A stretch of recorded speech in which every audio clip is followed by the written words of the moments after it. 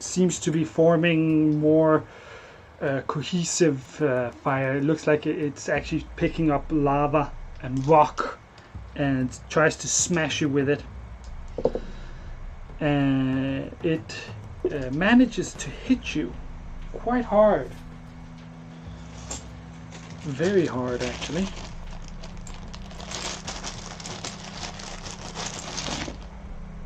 Hard, insane And hard. the Bloodlord is standing behind you, laughing at your pain now.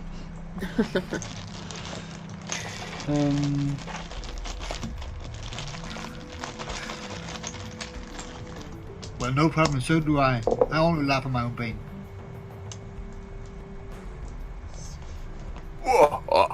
I'm here. Okay, that's 2.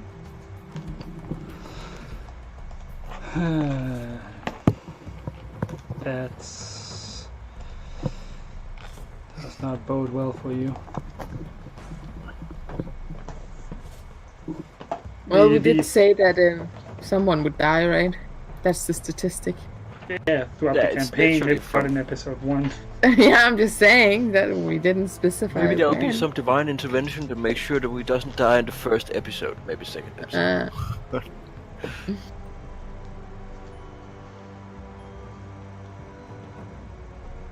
That would actually be pretty cool. We'd all just party wiped here. New characters, new campaign. It Well, is actually a very For some of us, difficult- life is irrelevant, so. It is Yeah, a true. relatively difficult beginning. The fire elemental has completely enveloped you and starts bashing you down with its lava rocks, and the heat and the fire and the bashing knocks you completely unconscious. Oh, Why is shit, son. that's not correct? Never mind.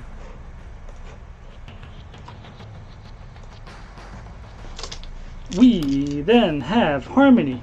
What does Harmony do? Well, how's it looking? Like, do I have any idea if we're like halfway, or is it just about to die, or is it like, can't touch this? The elemental was split into 2, and one half has been completely destroyed, and the other half is, well, half an elemental. Yeah, I was just like, what's left? Is it okay? Half the elemental. All of okay. half of the elemental. Yeah, I don't feel like touching it as such because like fire. So I don't know. I don't want to go close enough, and I don't want to throw everything I got at it. So Does Garn have any good ideas? No, he's busy eating. Enjoying the fiery show. Exactly. Harmony, you're doing great job. nom nom. I'm pretty sure. Can he I hasn't grab noticed whatever he's eating and throw that at the fire elemental? Sure. Don't take my apple. Okay, then something else on the table because Do I a don't want to. dexterity check. Dexterity. Or Can I strength click? check. Strength check or dexterity check. Can I just click on? No, I can't. Oh, yeah, it rolled. It failed. I could not do that. Alright. You It was pick like up a a piece of critical. food and you throw it, and you realize, okay, you're like really far from the elemental. Yeah. You keep it distance. You throw it, it flies towards the elemental, and lands in the fire somewhere, and you're pretty sure it didn't hit the actual elemental, it just hit the fire. Lilith.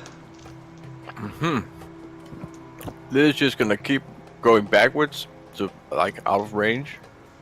So she's totally sure she's not gonna get in range, and then she's gonna cast Eldritch Blast Alright, go on. if it's once. If I can find it. 21. Is that a hit? Yes, 21 hits. 6 plus 8 plus 4 is 10, 18 damage. 18 damage. Pretty nice. Pretty nice. 18 damage. Oh, and her personal guard just keeps going backwards with her, and they're like there. You're pretty much in the corner now. Yeah, exactly. And now we're getting stuck, so we have to kill him fast. And you can see Aurelius looking at you very intensely. He's clearly enjoying the view of a naked tiefling casting magic and fighting for her life. He likes it. Just as the Bloodlord is enjoying Tyril's pain.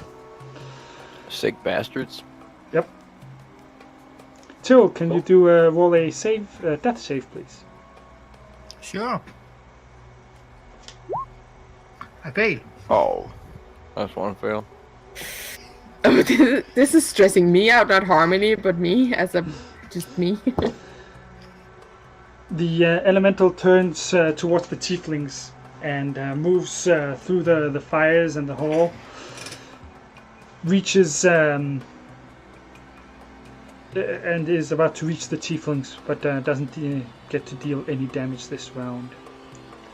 But it means that it has moved away from you, Harmony. It's quite far away from you now. It's 50 meters down the hall. Yeah, good enough.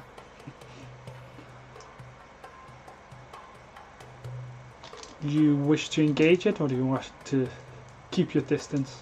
No, I don't feel like necessarily running after it. I mean, Let no. the tieflings take care of it. Yeah. Alright. And how do the tieflings handle it, Lilith? Lilith? Yeah, not good.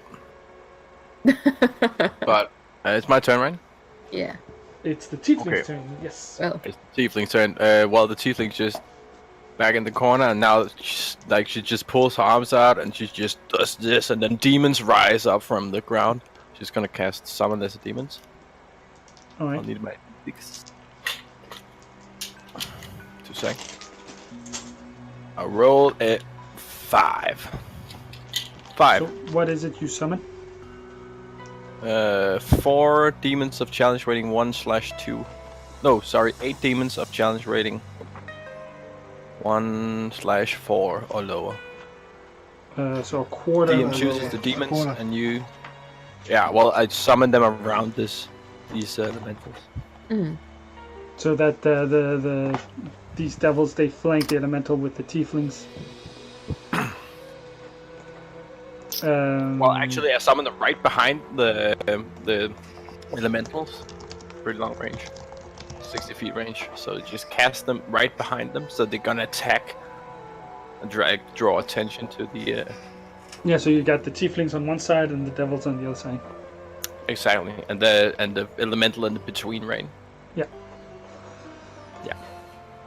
So 8 demons of whatever you want to throw in there. I will summon some devils, that's what makes the most sense. These are dretches.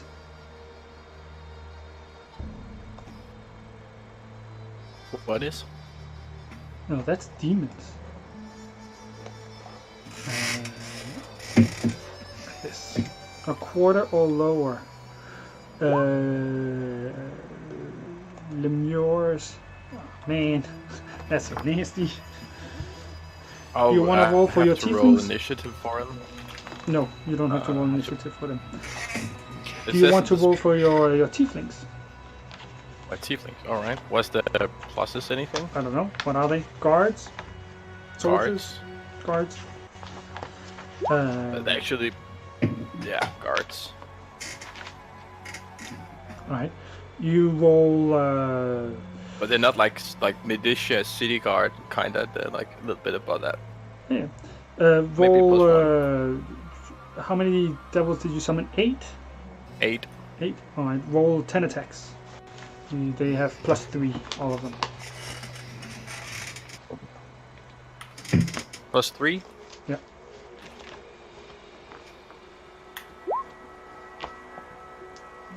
So 2 ones that are not gonna hit anything. 18 plus 3 is 21.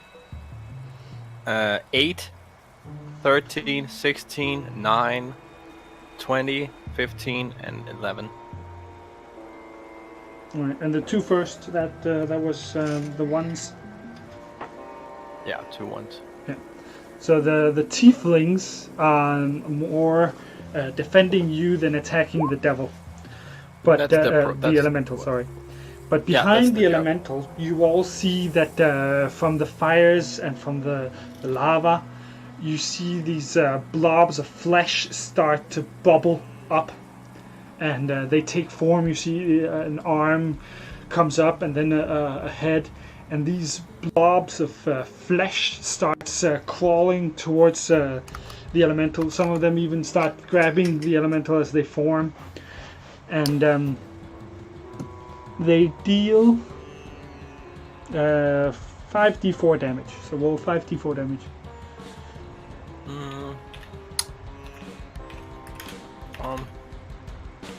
D4?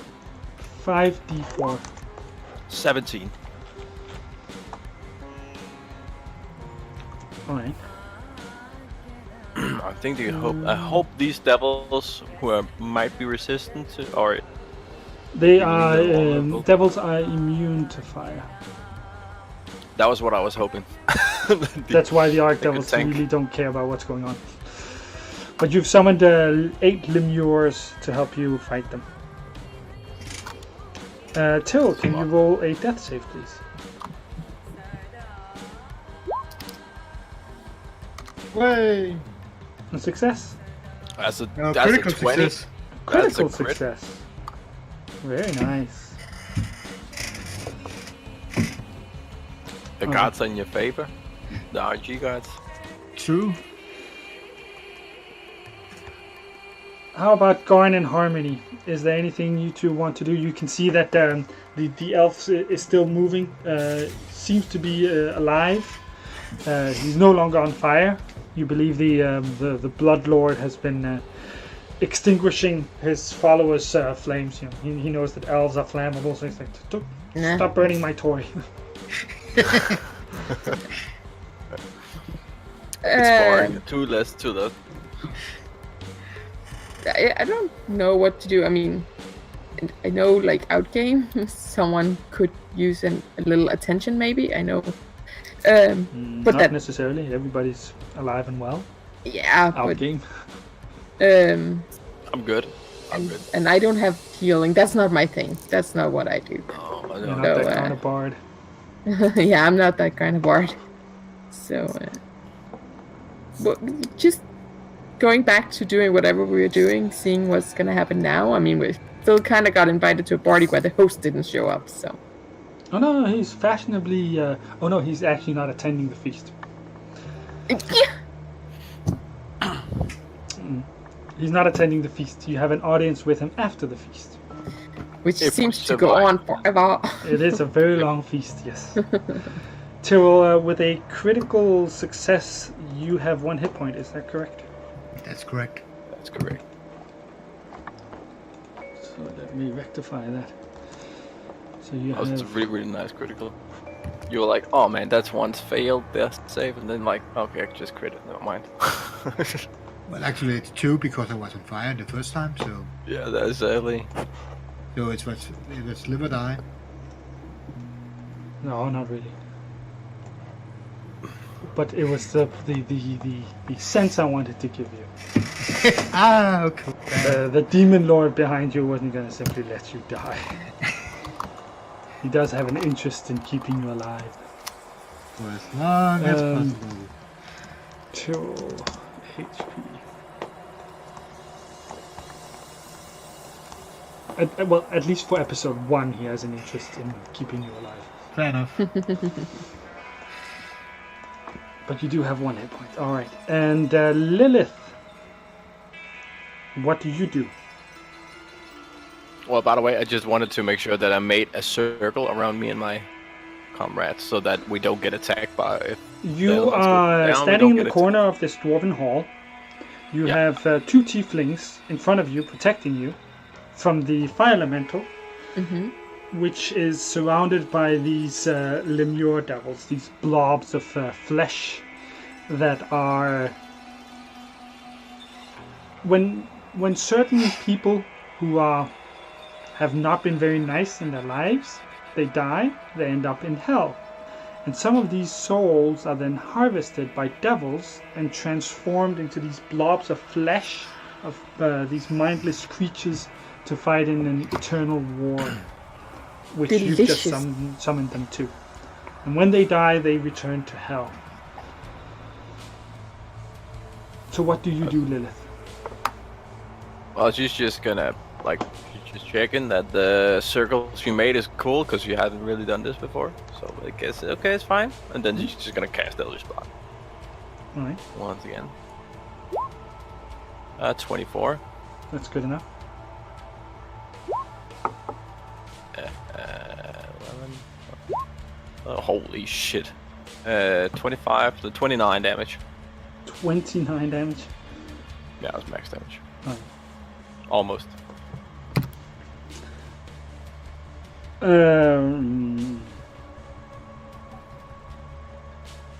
Well, it seems that these the tieflings, these devilish creatures, which are able to summon more devils to the party, have a few tricks to fighting elementals, and they defeat both halves of this fire elemental which spawned. All in all, I can see that Tyrrell did. How much is that? Did 42% damage. Harmony did also a nice amount. 14% damage. Then you have Lilith, without counting the devils, the Lemures.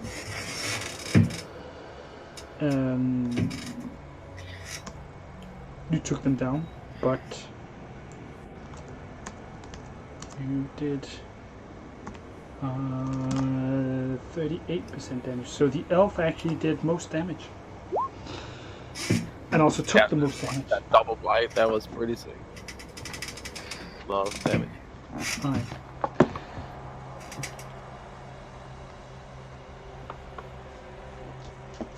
Oh.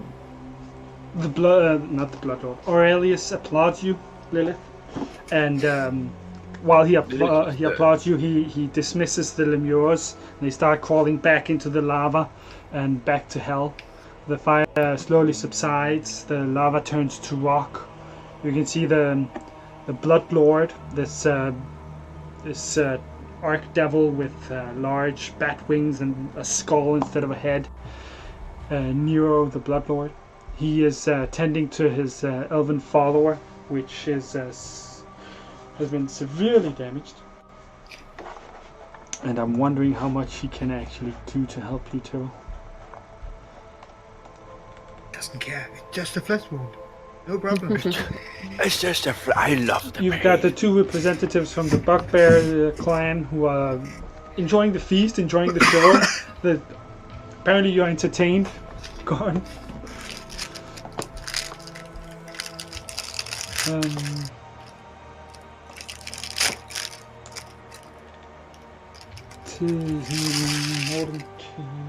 Alright. Let's see if the Bloodlord can do anything to assist. Because I don't actually think he can do that much.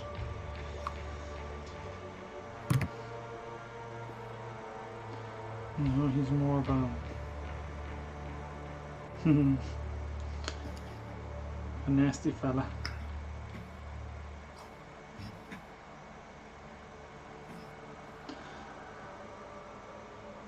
Alright. That's 86 damage in two rounds. Yeah, that's pretty cool. Was it AOE actually? No, sadly not. No. Tyrrell, you wake up again in the hall. The fires have died down. Above you, you see your devilish patron standing above you, extending a hand, not to give you a hand, but simply to state to you that rise, return. But you don't feel so good. First of all, your maximum hit point is currently reduced by 1. This is not necessarily permanent, but it will continue until you fix the issue. The issue is that your right or left side, pick one. Left. The issue is that your left foot has been incinerated off, and as you try to get up, it breaks apart, and you can't stand on it. Did you get credit or some shit? Holy. Your move is halved. You need a cane or a crutch to move at all. If you use the dash action, you fall prone afterwards. You have disadvantage on dexterity checks, and all of this will disappear as soon as you are subject to a regenerate spell. Furthermore, the foot is infected, which is the cause of your -1 to your maximum hit points. So you are in need of medical care. How do you react? I think Lilith just waves her wand a few times, and just her clothes just start coming around her, just folding around her, and just getting dressed up again. And Well, she walks over to the elves and says, "That was a good fight." Just kind of looks at him. What happened to your foot? It doesn't look good. just kind of burnt, but nothing else. But All right, I guess you. Sure. Your suffering is delightful, Till. But it's very disadvantageous. If you need him in a fight and he has to run, it's really bad. He misses him. But He knows that his services shall be rewarded. always at your service. I used my my sword to stand up. oh, you're using a sword as a cane. That's pretty cool. Right.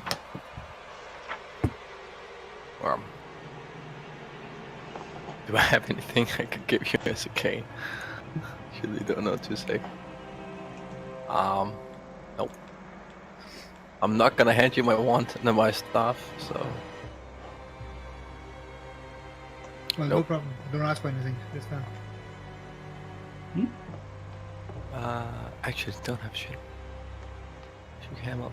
Say, anyway, good fight, and, I'll need a drink. And you find the table somewhere. She sits down, puts a... The tieflings come Yeah, over it's, to you, Garn and Harmony, since your table is the only half intact table left. And she sits Yeah. down to take a drink. And she drinks just it. like pulls up her hood and she like just sits there and like muffling over. Lilith, the drink that you've grabbed is blood. Harmony is notice looking this, I at you guess? with a lot of interest, seeing if what you're gonna do. You're literally drinking blood from a wine glass. I guess she was like stopped when she was like, "Oh, this is not." It's like you do, where you like, is this good wine before you drink it? And she's Not like, wine. this is not wine. I just think she just looks in it and then she's like, Jesus, and then she takes a new one.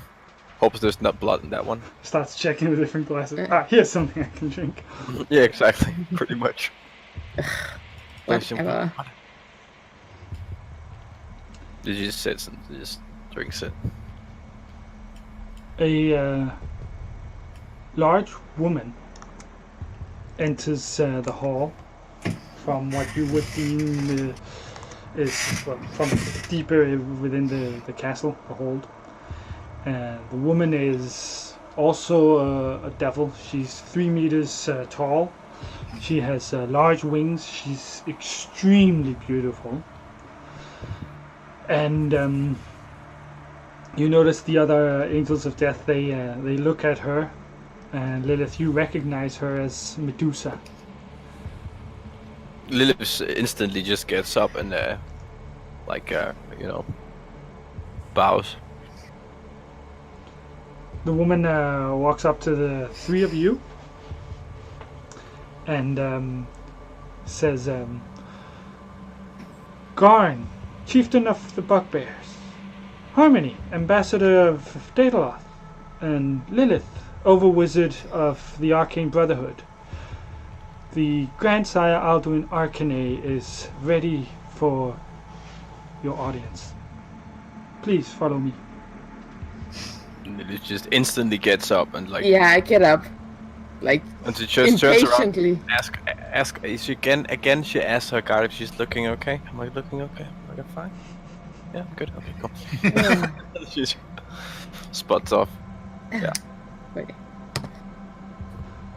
She Garn just. yeah. Aww. Garn's just make eyes contact with his advisor, then wait for the rest of the party to go first, like with the back through. Lilith just kind of want to get sent first. Does anyone let her?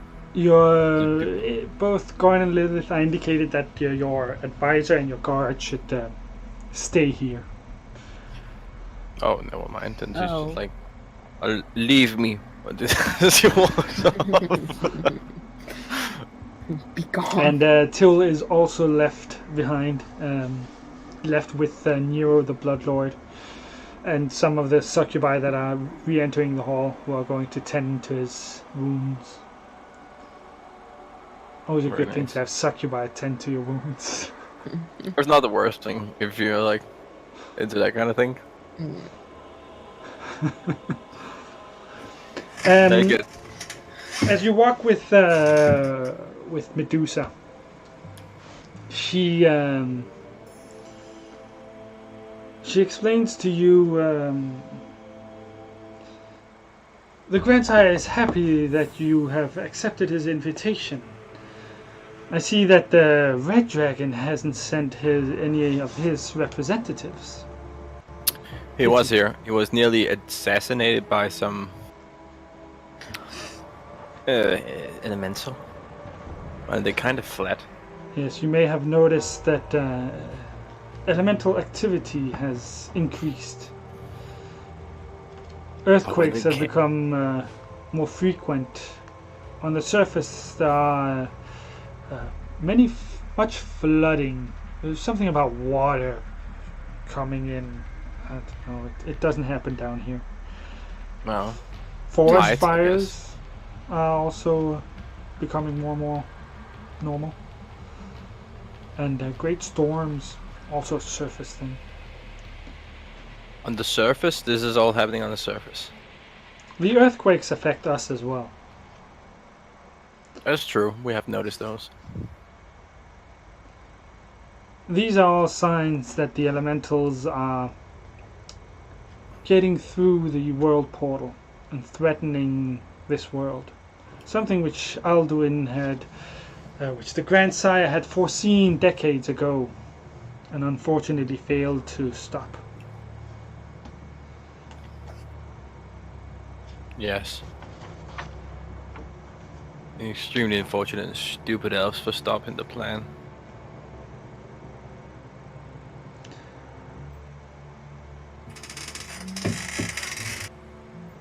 But that's just my opinion. The elementals are a great threat, and it is also the cause for the Grandsire's return. The Grandsire and the Angels of Death, we all come from Avernus, sent by Drake, the god of dragons, to protect this world. But the only way to protect this world is by seeking allies. You've Very met wisely. a number of of us, of the Angels of Death, here tonight. I hope you took the chance to get to know some of them, since they have a great interest in allying with you and your people. I'm pretty sure Ariel is extremely interesting. And she gives her a wink.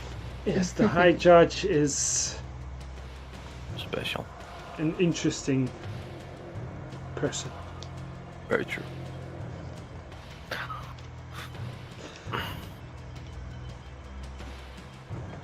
As you experienced, elementals are sending assassins and warriors to fight, and we need to unite forces in order to defend this world.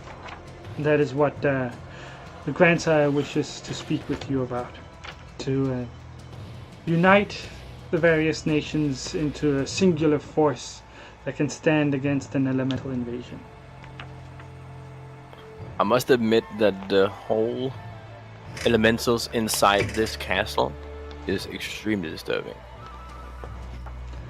Well, air elementals are invisible. Earth elementals can move through ground as if, just as we move through air. Fire elementals spawn wherever there's fire and heat, and water elementals spawn wherever there's water. They are not that easy to simply keep away. That's very true. But they're getting bold. She leads you to these large double doors and stops in front of them and says, beyond these doors is the throne room. Before I lead you into the Grandsire, do any of you have any questions that I may answer? Sorry, I'm a bit of shock right now because we're actually gonna meet him. And Lily's just like spaces out for a second. Well, Harmony's actually met him before, right? So. Same as Lilith. Yeah. In his demon form. Was it 9 years ago? Yeah, 9 years ago? In game? Yes, Lilith met him in game in his demon form 9 years earlier, and Harmony met him 40 years ago in his normal dragonborn state. Do you say this? That you met him? No. No. That's just bonus for players. Yeah, that was just confirming it, just to make sure we're all on the same page here before I just go in and Go like, hey, hop, skip, jump all the way up to him and give him a big chop. all hug. Yeah. Well, he's pretty big now, I think. Well, I can jump really high up if needed, so. True. It's like a cat. She opens the double doors, and you are led into a dwarven throne room. And upon the throne sits a large, you'd say he's 5 meter tall, half dragon, half devil, with steel, which has fused with his skin. You see metal spikes and metal horns protruding. You can't really see the difference of what is armor and what is him. You can barely see his face because of the large helmet, which has become his head, and these burning red eyes as you're led up towards him. And yeah, I think Lilith just instantly bows down, just instantly all the way. Lilith bows. Medusa indicates that it would be in your best interest to show respect by bowing as a show of, like shaking hands. Yeah, no, Harmony is gonna skip and hop and jump all the way up to him and hug his leg or whatever she can be, and hi, how are you? It's been such a long time since the last time. Do you know if there's any interesting underground fungi around here? And how about Goran? I think Lily's just like, what the? It's the beauty of Harmony. Gord just places a paw on his chest and tilts his head down in the most respectful, formal way. Like, I don't know what I'm doing, but this seems right. Alright. Yeah, it's just, I mean, we were invited to this party and waited forever, and I couldn't find any funky anywhere. And then this fire elemental came, and like, it was just so annoying. But now we can finally see, and like, yeah, how are you? It's been such a long time. What have you been up to? I mean, I accidentally killed an angel, but it wasn't really my fault, okay? It was just sort of a dare, and we just wanted to see if we could. And then I got like this demon feather here, and yeah, she's just gonna keep on going until he stops. Yeah, and it's like there's like total silence in the whole fucking room. And you got this 17-year-old Genasi girl standing up by this big-ass Duke of Hell, and she's just talking as if they're very old friends. And I know it's a little early, but this is where we're going to end today's session, and where we're going to end episode 1. Oh, so cool. So cool. We should have feasted a bit more. But okay. Feasted a bit more. Is that the way to say it? Should have fed a bit. Was that what Lily was doing? Because that doesn't seem like a feast. It didn't seem like feasting. Depends on how you feast. How you party? I don't know. Like it's Yeah. like it's 1999. The idea is that next time we will start episode 2, which is going to be the Oozing Temple. Oozing? The Oozing Temple is an Are we gonna get ooze episode now? that takes yes, if you want. No. The idea is it's an episode that will take place some time after episode 1. Exactly how long is a little irrelevant. The 60 idea is years. you will all have all of your resources back. You'll have full hit points, and till we will discuss what we're going to do about that leg. Because until you're a little higher level, you won't have access to regenerate.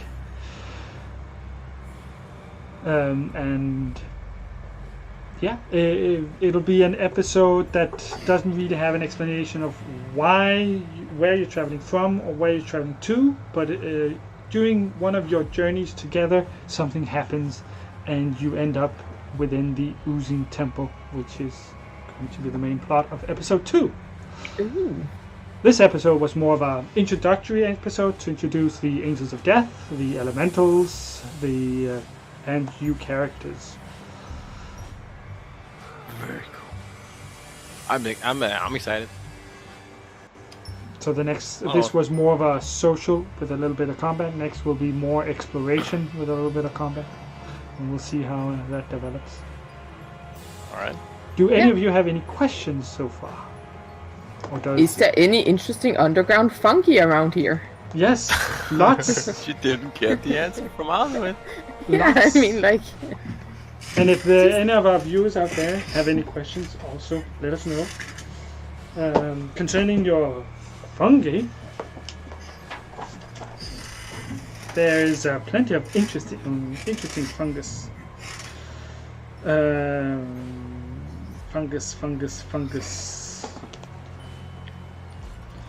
Fungus. Well, there's nightlight, which is a That's bioluminescent mushroom that grows quite tall and lights up. Since it's bioluminescent. There's a Nilhog's nose, a small mushroom. oh, can I take some of that light thingy and put it into my hair? There are none right here, but in the none in the city itself. But there is in the wilderness around. Okay, fine. A lot of different glowing mushrooms and moss. Some mushrooms and mosses that can turn you small and big. Some that can that turn you mad. Some that explode as well. That's called turn me mad. There's a mushroom, an edible mushroom known as the tongue of madness. It looks somewhat like a large human tongue, and if you eat it, then you can't help it, but you speak any thought you have, you say out loud. You can't stop it. They're very useful for. Yeah, let's not Interrogation. give that to Harmony because no. Yeah, then it just gets up in everyone's drinks. And of course, your favorite torch stock, which is this 1 to 2 foot tall combustible mushroom. If you set fire to it, it may explode. That does sound fun. Yeah. So yes, plenty of interesting mushrooms that you may encounter during your travels here in the Oh, Underdark. I am looking forward to that. Actually, Lilith wanna. I think at one point while they're there, she wanna request one thing. A look at a spell book with rituals. We will take all of this downtime stuff between episodes, so we'll Alright. take that until Tuesday. You will also each have a chance to, if you want to expand some of your political powers or your nations, your people, you may do that. If you want to set up outposts or an embassy, or if you want to go home and do some stuff at home and then come back for episode 2, you can do that. If you want to spend time Oh my god, together, so cool! you can do That is so cool. That is Anything so you want. amazing. So, So we got like micromanagement, and then we got macro management. So yeah, I would very much like to know what you're going to spend your downtime on, but we'll take that out again, Okay. Okay. and then we'll continue with episode 2 on Tuesday. All right. That's gonna be so Okay. And then just to remind, there's a Gamers Gathering in Sorø at Kapshuset this weekend, from Friday to Sunday. It's free to attend. There'll be some Magic the Gathering, there'll be some cosplay, some D&D, and maybe some Warhammer as well, some board games. So come and enjoy a nice weekend. We'll be playing a game of Ravnica on Saturday from 12 o'clock, and then again from 8 in the evening. And I'll see if I can set it up so we stream it as well. But apart from that, you can come down and play if you want. And on Sunday, Christian will be playing a game of Defiance in Flan from 12 o'clock. So, again, people are welcome to attend. Yeah, I'll be attending as well. So you should be definitely. That's what I got. Yeah. Cool. Then, thank you for episode 1. See you next week. Bye. Bye. Bye.